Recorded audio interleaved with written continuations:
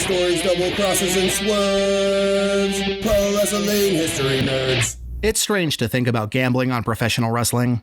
Today it sounds like the setup for a redneck joke by a hack stand-up comedian. But despite its carnival roots in the United States, professional wrestling was once upon a time a legitimate sport with legitimate contests. For the most part, anyway. In a time before organized leagues, athletic commissions, endless backstage press, TV, or the internet, sports, especially individual sports, were typically organized by a local promoter with the athletes and their managers coming to terms on the deal. Most likely a guarantee plus a percentage of the gate.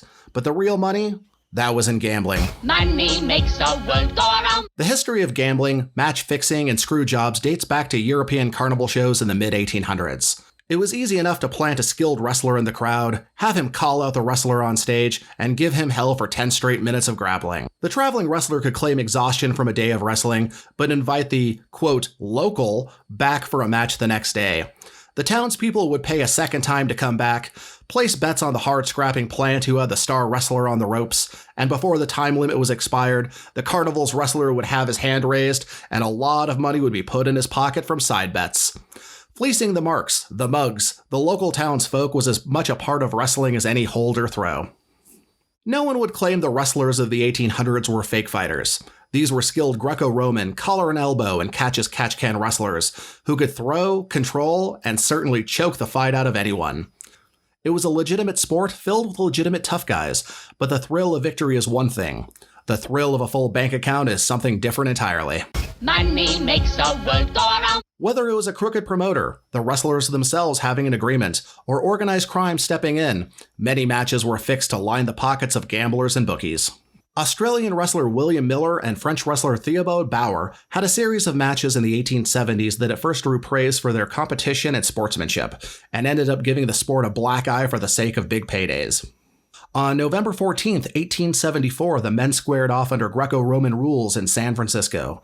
Bauer was billed as the champion of France and Miller as the champion of Australia. The match was promoted as for the championship of the West Coast. Each man scored a fall in this 2 out of 3 contest, and it ended with Bauer claiming he injured his groin in the third, and Miller being a gentleman and allowing it to be a draw, with a promise of a rematch. The crowd and the press were happy despite the outcome, enjoying the aggressive technical skills they saw on display. One local paper claimed there was no tomfooling or shin-kicking in the business, but a well-sustained, fair contest between well-developed, athletic, and powerfully muscled men. Such wrestling, say sporting men, has seldom been witnessed. Over 1,200 people bought tickets to see the rematch on December 8th, again in San Francisco. After an hour and 16 minutes, Bauer won the third fall and the match. Again, everyone in attendance was impressed by the guts and skill of the wrestlers. Miller almost immediately complained about losing, claiming that Bauer was greased up and he couldn't get a proper grip on his opponent. He demanded a rematch. There was much speculation on the cheating and the possibilities of another match between these men. It was finally decided to be a 3 out of 5 contest, Greco-Roman rules. The match was set for May 28, 1875. Tickets were damn near double what they had been for their previous encounters, but they still sold fast. The bettors and bookies were salivating, with thousands of dollars in cash on the line as the match started. It's disappointing to lose a bet, but I can't imagine losing a bet when you've obviously been swindled. Whether it had been a long con, or they just decided to make one last payday out of their rivalry, the match was a work. It was prearranged, and obviously so. The judges and audience had nothing but disgust for what they saw, as it was declared a time limit draw in the 5th round. Both wrestlers were immediately kicked out of the San Francisco Olympic Club for fixing matches. They decided to take their show on the road and wrestled each other coast to coast in front of packed houses that weren't quite up to speed on their scam. After a 2 out of 3 fall match for what was now billed as the Greco-Roman Championship in front of a sold-out house in Cincinnati, a San Francisco newspaper printed, "Bauer and Miller cleaned up quite a nice little sum in Cincinnati last night by one of their wrestling displays." More damning was a piece written by the Brooklyn Eagle on November 14, 1877.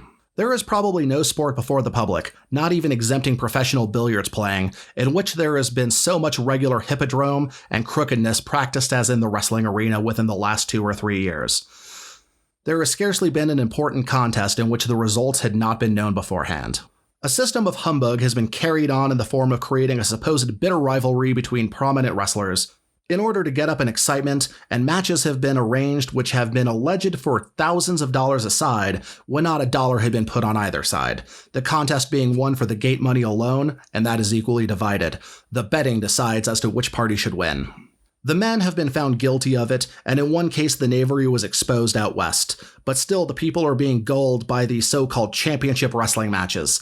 The latest contest in the wrestling arena was that between Miller and Bauer at Boston last night, in which Miller was defeated, Bauer winning in one fall. Professional wrestling had an ebb and flow of legitimate competition and worked matches until the 1915 New York wrestling tournament killed off legitimate competition for good. But that's a story for another day. Thank you for listening to another episode of Half Poor. I'm Nick from Pro Wrestling History Nerds. See you next time.